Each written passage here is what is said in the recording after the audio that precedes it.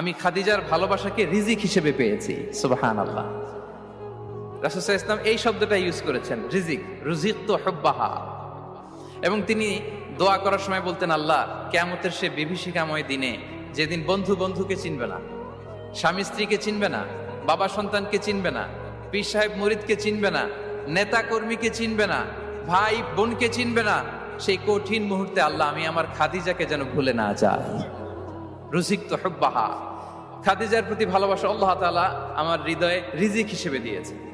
তাহলে রিজিকের সর্বোত্তম স্তর হচ্ছে পুণ্যবান স্ত্রী, নেককার সন্তান। আর রিজিকের পরিপূর্ণ স্তর হচ্ছে মহান আল্লাহ তাআলার সন্তুষ্টি। রিজকের পরিপূর্ণ স্তর যেটা, সেটা হচ্ছে রিদাল্লাহ, আল্লাহ তাআলার সন্তুষ্টি। আমার আল্লাহ যদি আমার উপর সন্তুষ্ট হয়ে যায়, আমাদের আর কিছু লাগে? আর কিছু লাগবে? এটাই তো আমাদের এক্সপেকটেশন, এটাই তো আমাদের কামনা বাসনা, এটাই আমাদের ইচ্ছা।